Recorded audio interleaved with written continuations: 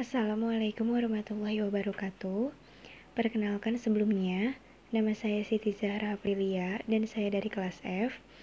Di sini saya akan membahas sedikit dan menarik kesimpulan menggunakan bahasa saya sendiri dari materi yang saya dapatkan dari Syekh Muwaddad Ali yang bertemakan Science of the Quran. Yang pertama-tama, saya akan membahas definisi dari Al-Quran itu sendiri. Definisi dibagi menjadi dua, yaitu secara bahasa atau secara etimologi, dan secara istilah atau secara terminologi. Jadi, Al-Quran secara ilmu kebahasaan berasal dari kata qoro'a yaqro'u Qur'anan, yang berarti bacaan atau yang dibaca.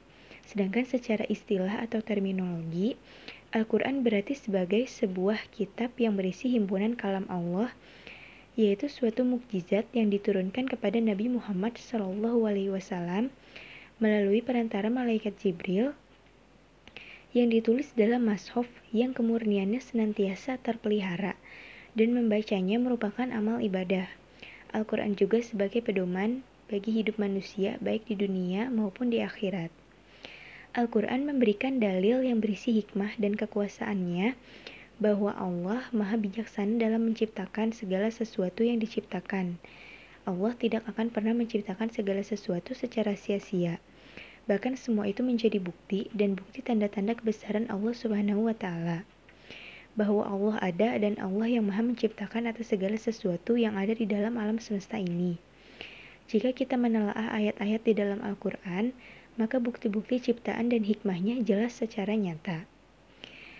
Satu hal penting sebagai bukti bahwa Islam merupakan satu-satunya agama yang benar dan cocok dijadikan sebagai pedoman hidup manusia adalah adanya keselarasan antara agama Islam dengan ilmu pengetahuan, sehingga bisa dicapai titik temu antara keduanya. Bahkan selain sebagai pedoman hidup, Al-Quran dan hadis juga sebagai sumber ilmu pengetahuan. Al-Quran yang diturunkan kepada Nabi Muhammad SAW adalah mukjizat yang paling besar pengaruhnya. Isinya selalu relevan atau berhubungan dengan kehidupan, serta ilmu-ilmu yang terkandung di dalamnya merupakan anugerah bagi manusia. Salah satu kemukjizatan atau keistimewaan Al-Quran yang paling utama adalah hubungannya dengan sains atau ilmu pengetahuan. Begitu pentingnya sains dan ilmu pengetahuan di dalam Al-Quran, maka diturunkanlah suatu surat di dalam Al-Quran yang pertama kali, yaitu surat Al-Alaq ayat 1-5. Dan ada banyak ciri kemukjizatan Al-Quran. Salah satunya adalah dipeliharanya isi Al-Quran hingga keautentikannya dijamin oleh Allah Subhanahu wa Ta'ala. Dari mana kita mengetahui hal tersebut? Hal tersebut ada di dalam surat Al-Hijr ayat 9. Demikianlah Allah menjamin keautentikan Al-Quran. Jaminan yang dibaca dan didengarnya sebagai Al-Quran tidak berbeda sedikit pun dengan apa yang pernah dibaca oleh Rasulullah SAW dan yang didengar serta dibaca oleh para sahabat Nabi SAW. Nah, sains dan Islam, pendidikan sains yang relevan dengan ajaran Islam. Jadi sains memang merupakan hal yang sangat penting, apalagi di zaman modern ini yang sangat menjunjung tinggi nilai rasionalitas. Sehingga segala sesuatu harus disesuaikan dengan logika. Sebenarnya bila diamati, antara ajaran Islam dengan pendidikan sains tidak ada pertentangan. Bahkan Islam mewajibkan umatnya untuk mencari ilmu. Jadi untuk kita mencari ilmu ini sangat penting, makanya diturunkanlah surat Al-Alaq ayat 1-5 yang memerintahkan kita untuk mencari ilmu pengetahuan. Dan di dalam Al-Quran tidak ada satupun ayat yang menekan ataupun mendorong kita atau menghambat kita untuk mencari ilmu pengetahuan. Malah justru sebaliknya, kita dituntut untuk belajar. Oleh karena itu, turunnya surat Al-Alaq karena sains memang sangat penting untuk diamati, untuk dicari, untuk diketahui, dan untuk dipelajari. Al-Quran sebagai sumber ilmu sains. Di zaman sekarang, bila kita amati banyak orang yang mencoba menafsirkan beberapa ayat Al-Quran dalam kaitannya dengan ilmu pengetahuan modern. Tujuan utamanya adalah untuk menunjukkan mukjizat Al-Quran sebagai sumber segala ilmu dan untuk menumbuhkan rasa bangga kaum muslimin karena telah memiliki kitab yang sempurna ini. Tetapi pandangan yang menganggap bahwa Al-Quran sebagai ilmu pengetahuan ini bukanlah sesuatu yang baru, sebab kita mendapati banyak ulama besar kaum muslimin terdahulu pun berpandangan demikian. Di antaranya adalah Imam Al-Ghazali dalam bukunya Ihya Ulum Ad-Din. Dalam bidang pendidikan, khususnya pendidikan agama Islam, bentuk sains seperti ini sangat diperlukan untuk mewujudkan kaum pelajar yang benar-benar memahami konsep sains Islam, sehingga mereka tidak memiliki keraguan dan ketakutan untuk mempelajari sains. Nah, makanya di sini tuh kenapa wajib banget, kenapa di Al-Quran juga disebutkan agar bagi umat Islam yang ingin mempelajari Al-Quran itu tidak ada yang ingin mempelajari sains itu tidak ada keraguan di dalamnya, karena Al-Quran pun menyuruh kita untuk demikian. Pandangan Islam terhadap iptek, agama Islam banyak memberikan penegasan mengenai ilmu pengetahuan baik secara nyata maupun secara tersamar, seperti yang tersebut dalam surat Al-Mujadalah ayat 11, yang artinya Allah akan mengangkat orang-orang yang beriman di antara kamu sekalian dan berilmu pengetahuan beberapa derajat. Maksudnya sebagai berikut. Sama-sama dari kelompok orang yang beriman, maka Allah masih akan meninggikan derajat bagi mereka, ialah mereka yang berilmu pengetahuan. Jadi sebagai sesama umat Islam itu derajatnya sama, tetapi Allah akan meninggikan bagi orang yang memiliki ilmu pengetahuan. Derajatnya dibedakan dengan yang lainnya. Sejak awal turunnya wahyu kepada Nabi Muhammad SAW, yaitu Al-Quran, masalah ilmu adalah merupakan pangkal perintah Allah kepada manusia. Perintah membaca merupakan kunci mencari dan mengulas ilmu pengetahuan. Orang berilmu pengetahuan berarti menguasai ilmu dan memiliki kemampuan untuk dapat menjelaskannya. Untuk mendapatkan ilmu pengetahuan diperlukan antara lain adanya sarana tertentu, yaitu yang disebut berpikir. Jadi untuk kita memperoleh ilmu pengetahuan itu sendiri, kita harus mau berpikir agar ilmu pengetahuan itu dapat kita dapatkan. Tanpa kita berpikir, maka tidak akan pernah ada ilmu pengetahuan yang masuk ke dalam pikiran kita, yang dapat kita ketahui, yang dapat kita terangkan kepada orang lain. Salah satu orang yang memiliki ilmu pengetahuan yaitu kemampuan untuk menjelaskan dari ilmu tersebut, dari ilmu yang dia dapatkan tersebut.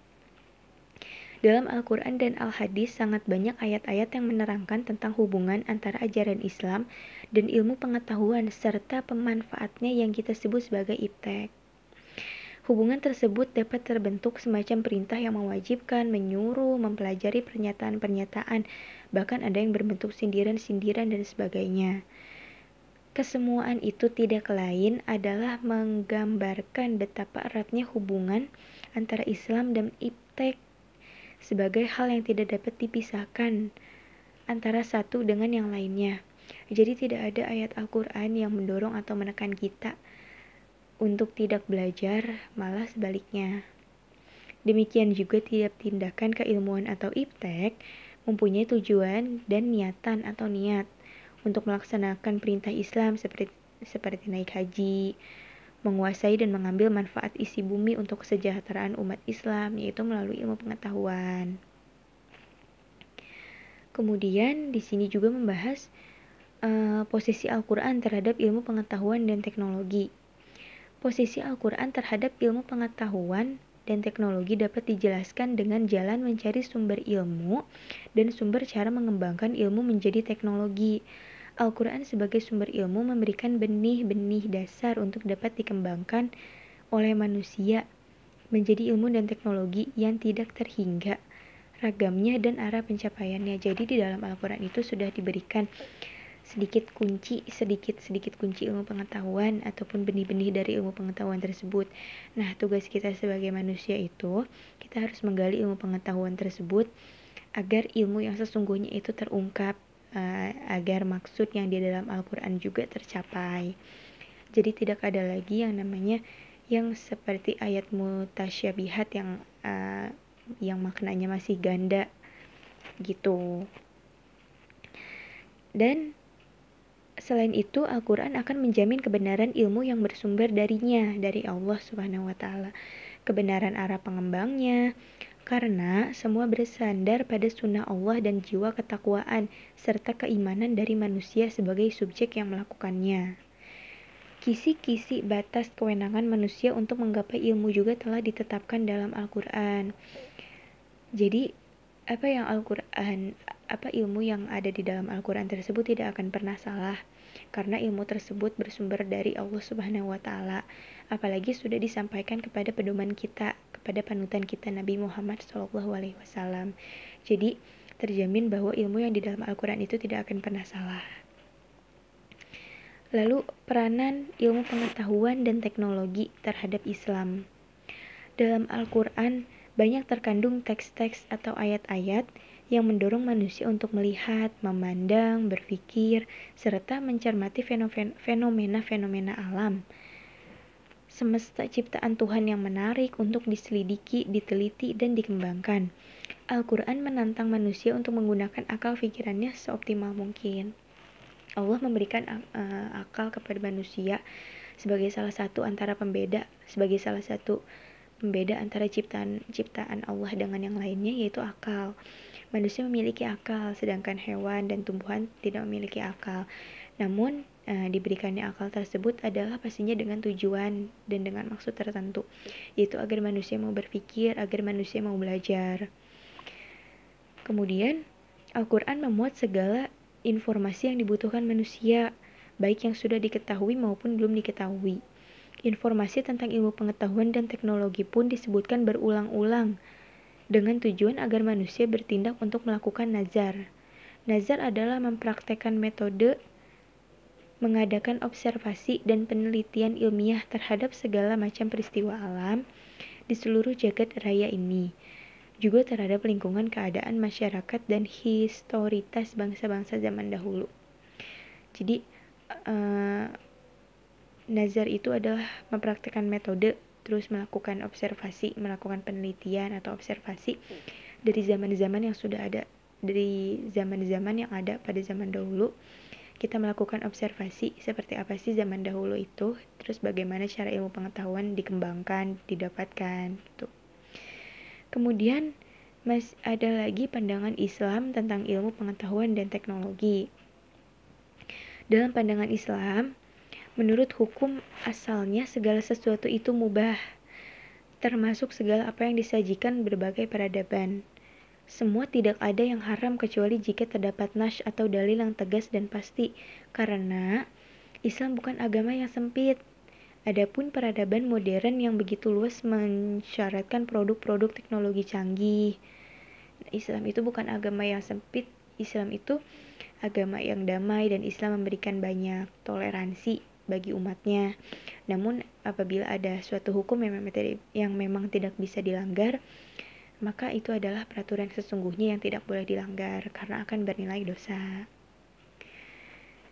Nah, ilmu pengetahuan disampaikan oleh Syekh Muhammad Ali bahwa Al-Quran itu sangat relevan kaitannya dengan kehidupan kita sebagai manusia, bahwa sains itu sangat penting untuk diteliti, karena selain sebagai keberlangsungan hidup, kita tidak mungkin hidup tanpa berpikir.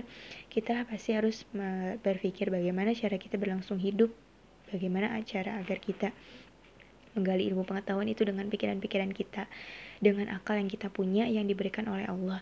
Salah satunya pada zaman dahulu itu kita bisa mendapatkan ilmu pengetahuan hanya dari Al-Quran dan hadis. Itu adalah benih-benih yang Allah berikan dan masih harus dikembangkan.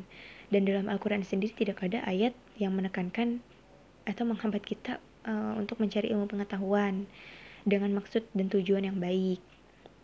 Jadi ilmu pengetahuan itu sangat penting, sains itu sangat penting. Oleh karena itu karena sangat pentingnya tersebut, Allah menurunkan Quran surat Al-Alaq agar kita mau berpikir, agar kita mau belajar.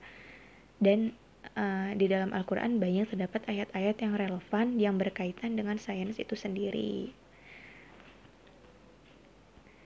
Jadi sekian yang dapat dijelaskan oleh saya, kurang lebihnya mohon dimaafkan, atas kekeliruannya juga mohon dimaafkan.